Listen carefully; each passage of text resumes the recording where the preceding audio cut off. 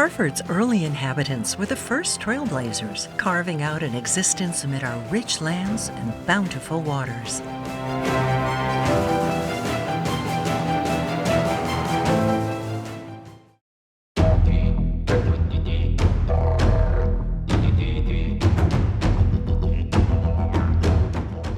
Long before European settlers reached North America, Maryland was home to dozens of thriving peoples. Their ancestors and cultures have overcome centuries of hardship, dispossession, genocide, and discrimination. Yet these cultures still go on today. Each region of Maryland was home to distinct nations, which in turn were linked in large trade networks. There were many.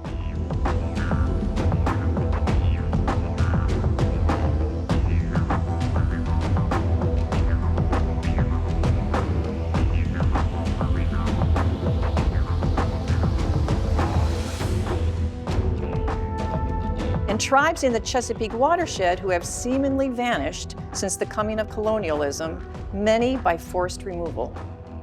In a devastating sequence, the Treaty of 1652, signed by the Susquehannocks, ceded much of the tribal land to the English. But part of what they left behind is fascinating: the mysterious messages of the massive petroglyphs now housed in various museums and educational facilities of the Mid-Atlantic. These bald friar petroglyphs were carved into the boulders of small islands in the Susquehanna between present-day Harford and Cecil counties.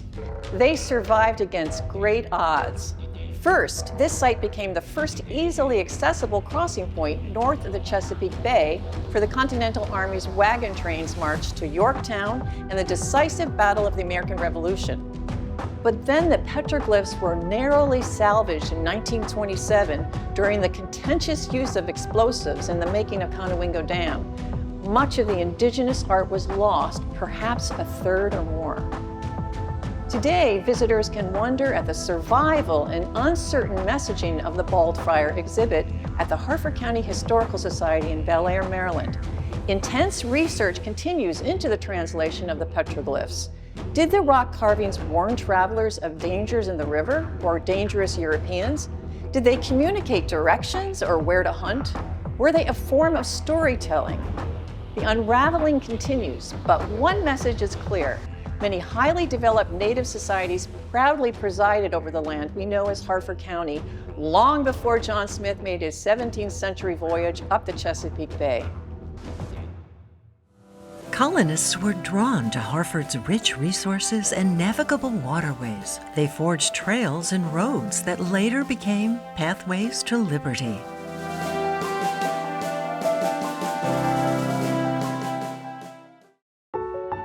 Long before European colonists arrived, Native peoples lived along the Susquehanna River, using its waters and surrounding lands for hunting, fishing, and trade. As colonists pressed inland, tension and settlement soon transformed the region. The first roads came courtesy of the early trails of the Susquehannocks. The Old Post Road of Harford County became a corridor through time, tracing centuries of travel, commerce, and change. That trip included pit stops at taverns and ordinaries which offered food and lodging. These stops became centers of news and politics, helping towns like Havre-de-Grace and Bush, later Abingdon, to flourish. In the 19th century, lighthouses became vital guides for mariners navigating the dangerous junction of river and bay. The Pools Island, Concord Point, and Fishing Battery lighthouses, all built by local craftsman John Donahue, stood as beacons of safety.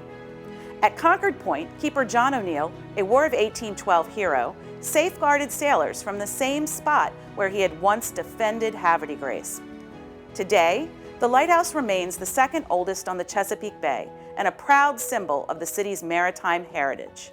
Around the same time, the Susquehanna and Tidewater Canal connected Havre-de-Grace to Pennsylvania with 29 locks and 45 miles of waterway. Canal boats hauled coal, lumber, and grain to Baltimore and Philadelphia, powering regional commerce until railroads eclipsed canal travel by the late 1800s. The Lock House in Havre-de-Grace still tells the story of this once bustling trade route. Railroads soon reshaped Harford County's landscape.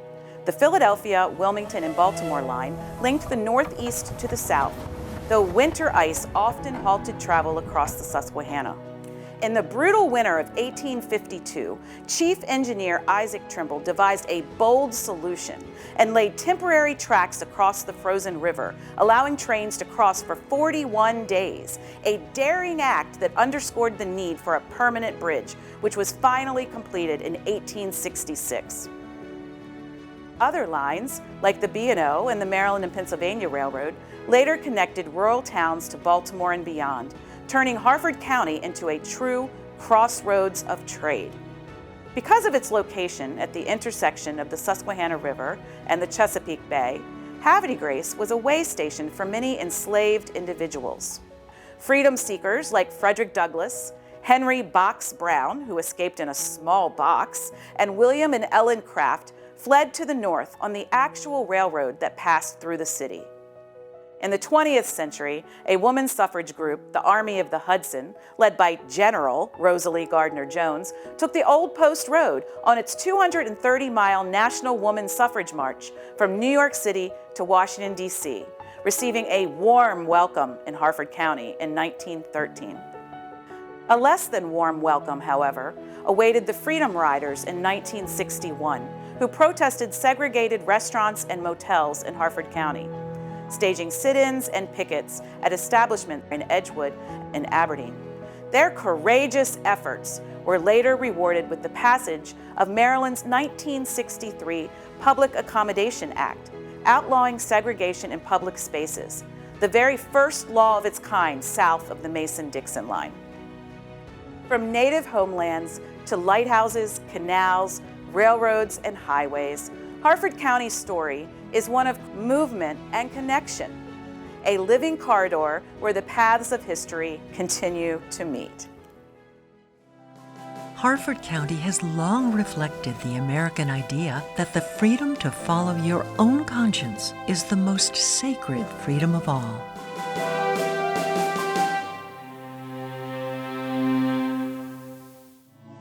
The search for religious freedom that drew colonists to America also drew them to Harford County. The Church of England was the official established church of all of the early colonies, including the Maryland colony. St. George's in Spossucha and St. John's in what is now Joppatown were two early parishes of the Church of England. Following the American Revolution, these churches became the first American Episcopal churches. Maryland was actually founded by Catholics on the premise of freedom of religion. However, by the 1690s, Catholics were not allowed to practice in public. Catholics had to practice in private homes until after the American Revolution and the decline of the Church of England. St. Ignatius Catholic Church in Hickory was the first Catholic congregation in the county following the Revolution. Quakers came down from Pennsylvania and as early as the 1730s created two Friends meeting houses in the county. One at Little Falls in Falston and the other Deer Creek Friends meeting in Darlington. Scots-Irish came early also and established their Presbyterian faith at Churchville Presbyterian in 1737 and then later at Bethel Presbyterian in Madonna in the 1760s. There were very few Baptists in early Maryland. However, Harford County has one of the earliest Baptist churches. The founding reverend of Old Brick Baptist, John Davis, was actually an elected member of Harford County's first Revolutionary Committee. Harford County was also the birthplace of early Methodist meeting houses. Thomas Run, or Waters Meeting House in Bel Air, is the third oldest in the state of Maryland. After the American Revolution, Methodism became a separate denomination and soon became the most prominent denomination in Harford County. Later immigrants not only escaped persecution and famine, but brought their religion with them when they came to Harford County. The tombstones of David Doyle and his wife Sarah at St. Ignatius Church bear the inscriptions County Wexford and County Tipperary of Ireland. North Carolina and Virginia immigrants of the 1920s and 30s brought their Southern Baptist faith with them and built thriving congregations such as Bel Air's Oak Grove Baptist Church, built in 1932. Like early Catholics, blacks were prohibited from gathering in groups. The first black Protestant denomination, the African Methodist Episcopal, or AME Church, was founded in the early 1800s, minus a church building. Harford County's first AME structure, St. James of Havre de Grace, preserves the first church of this denomination in the county. Small numbers of Jewish settlers did arrive in the mid-1600s and 1700s, but their numbers remained small. Their first synagogue in Harford County wasn't founded until 1955, and the present temple, Adas Shalom, wasn't built in Havre de Grace until 1968. The Harford Islamic Center opened in Bel Air in 2018 and remains the only Muslim house of worship in Harford County at the country's 250th anniversary. Our faith community was strong at the county's founding and remains strong today. Achieving equality for all has been a struggle in America, reflected in the fight for equal access to education in Harford County.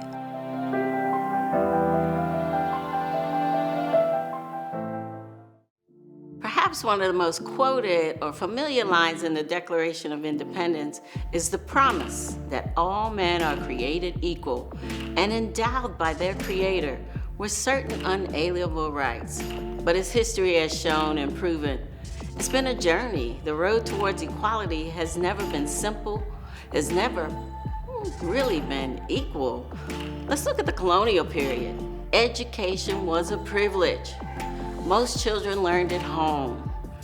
Boys from wealthy families like William Packer were sent to private academies.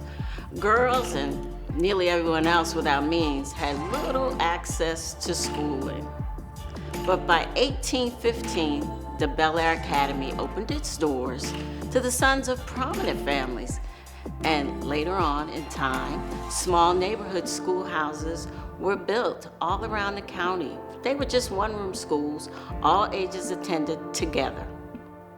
Around 1900, Harford County began replacing these small schools with larger schools where they combined the students from the small schools into these big schools.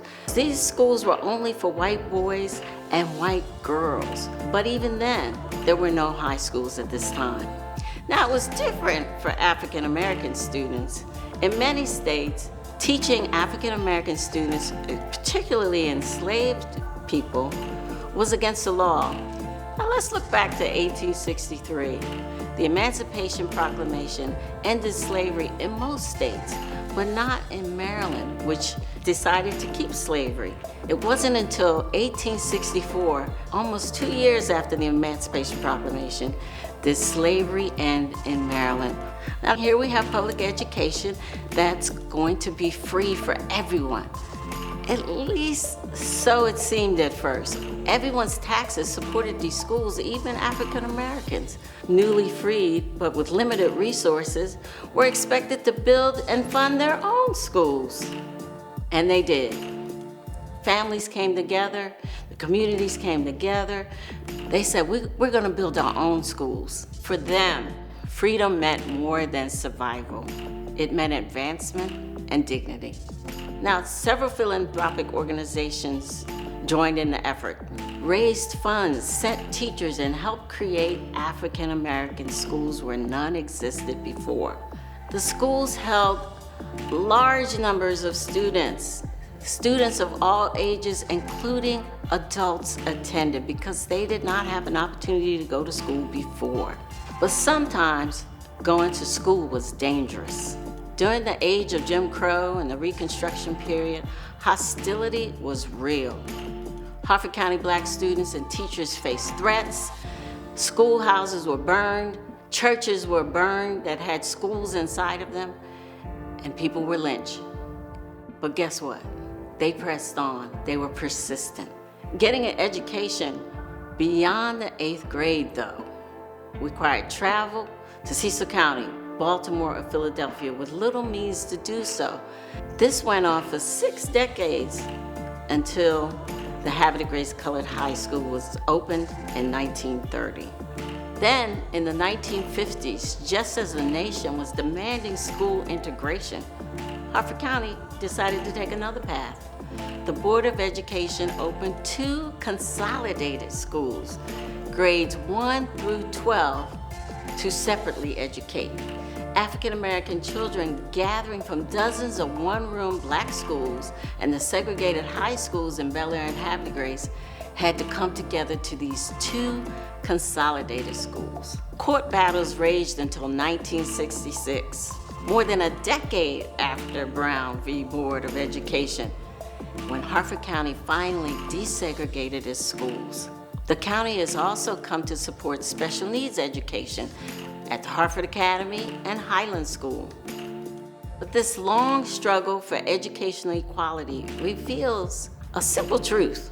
The promise that all men are created equal has only come with persistent, courageous, and often dangerous work. Today, education for all is among the highest figures on the county budget. We're almost there. America was a land of opportunity for early settlers, mirrored in the success of Harford's farms, mills, and canning houses.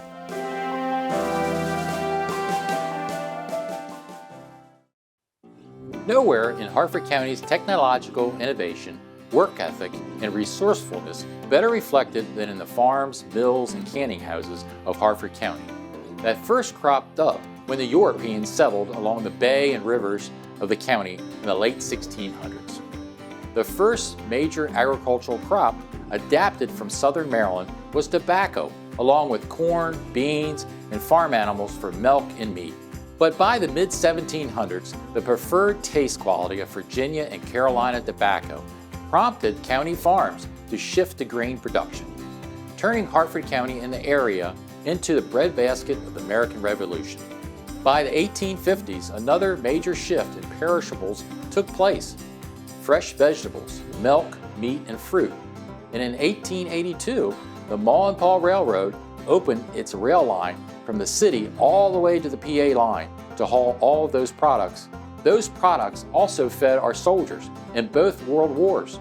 In fact, one of the largest changes in Harford County agricultural history came in World War I, when the federal government seized over 40,000 acres of the most productive land in the county to create what would be called Aberdeen Proving Ground and Edgewood Arsenal. When the end of World War II also brought competitors to Harford County canning, farmers adjusted again with the great dairy expansions of the 40s and 50s. At one time, Harford County had over 1,700 dairy farms.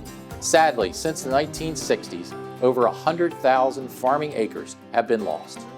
But the county has set a goal to preserve 75,000 acres by 2040, and currently we have over 68,000 acres preserved for that goal. Many small farmers still earn a reputation by creating unique products. A good example of that is Bruins Bloom Dairy, produces milk for its own ice cream, milk products, and cheese. Other small farmers produce fresh produce and fruits for local groceries and many farmers markets each summer. Harford County still has world-renowned horse operations, including both thoroughbred and pleasure. All Harford County farms are owned by families, some for more than 10 generations. The pursuit of happiness is among our unalienable rights, and what better example than the joy of raising and racing horses in Harford County?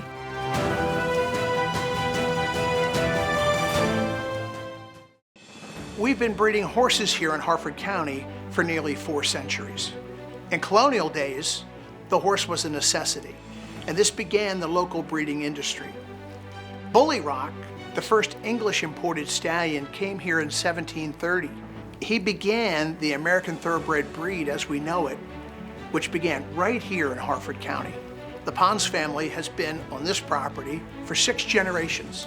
Cigar, 2-time Horse of the Year, won nearly $10 million, was born here.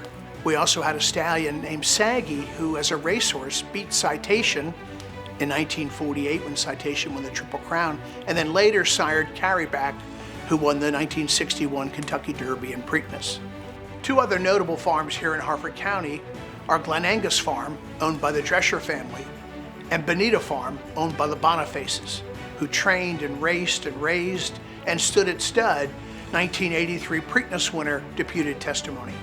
Fritz Boniface began as trainer and manager for the High's Prospect Hill Farm, located where Harford Community College is here today. Harford County has been home to 2 historic racetracks. The Havre de Grace racetrack, known as the Graw, was in operation for nearly 40 years, beginning in 1912. Several champions and great racehorses ran there. One of the most popular races at the Graw was the Havre de Grace Handicap. And one of its most popular winners was Seabiscuit, who beat War Admiral in the match race at Pimlico and was the subject of a famous movie, then book. Bel Air Racetrack operated for nearly a century, beginning in the 1870s and running until the 1960s. It's located where the Harford Mall is today. The annual Harford County Farm Fair was a very popular attraction. Guests would come and fill the 6 hotels in Bel Air at the time. Many local businesses were closed in the afternoons during the races.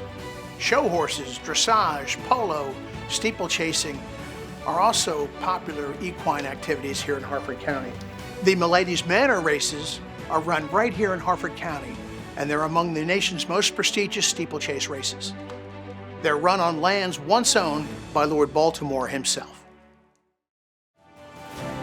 Before the Declaration of Independence, an elected body of Harford County citizens adopted the Bush Declaration of 1775, paving the way for government by the people, regardless of race, creed, or sex.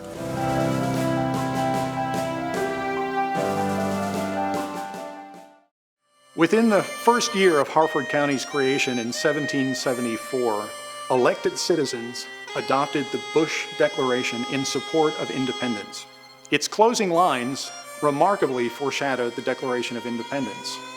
We do most solemnly pledge ourselves to each other and to our country, and engage ourselves by every tie held sacred among mankind to perform the same at the risk of our lives and fortunes. And today, at the risk of our lives and fortunes, is the motto of Harford County. Black Americans risk their lives and fortunes as well, including the ultimate sacrifice in every one of America's wars. Even though African American men earned the right to vote in 1870, it was almost a century later that the first African American held public office in Harford County. Clayton Sansbury Sr. led the successful effort to provide a high school education for African Americans. His daughter-in-law Mildred became the first African American to hold political office when she joined the Havre de Grace City Council in 1964. But Mildred Stansbury was not the first Harford County woman to hold political office. That came in 1921 when Mary Ristow was elected to the Maryland House of Delegates. She served 4 terms, only to become the first woman then elected to the Maryland Senate. Ristow paved the way for other women to hold positions of authority, like Eileen Rehrman, the first female Harford County executive in 1990. But Harford County's most famous patriot was the hero of Havre de Grace. During the War of 1812, Lieutenant John O'Neill manned his cannons at Concord Point during the raid by the British Navy as it made its destructive voyage up the Chesapeake Bay. After his capture, legend has it that O'Neill's 15-year-old daughter, Matilda, rowed her boat boldly out to her father's captor, British Admiral George Cockburn. He agreed to release O'Neill if she presented him with his military commission papers in 1 hour. An hour later, she handed over the papers that she retrieved from her burning home. The Admiral not only freed O'Neill, but presented Matilda with his tortoiseshell snuff box for her father's bravery. 14 years after the battle, President John Quincy Adams appointed him the first keeper of the lighthouse, where he served until his death in 1838. In the American Revolution and in every conflict since, Harford County citizens have risked their lives for our freedom.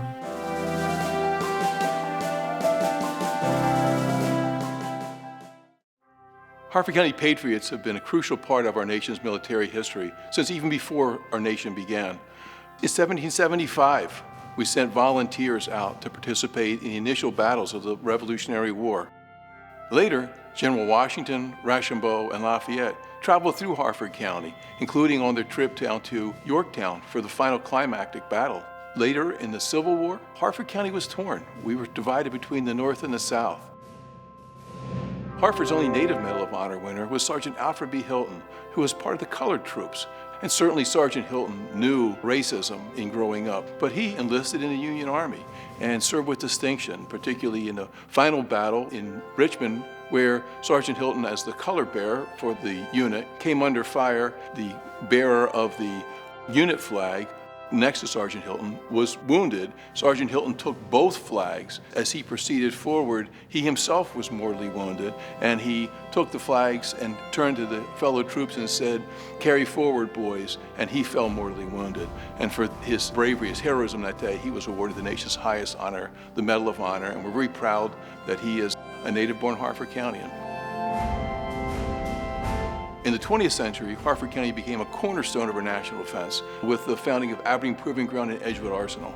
Edgewood Arsenal was our nation's response to the first use of chemical warfare. Aberdeen Proving Ground was our response to the widespread use of heavy armament, used about 70,000 acres of Harford County territory. So both of these posts were established in about 1917 during World War I. In World War II, Aberdeen Proving Ground was the location for the first programmable electronic digital computer, ENIAC, which was used to calculate firing tables. An important piece of the ENIAC story is that it was programmed by a group of female programmers, your first computer programmers. Our Harford Patriots continue to serve in wars in Korea and Vietnam, which included my own brother, and all the way through to wars in Iraq and Afghanistan. And in every major war, you've seen Harford Patriots front and center defending our nation's honor.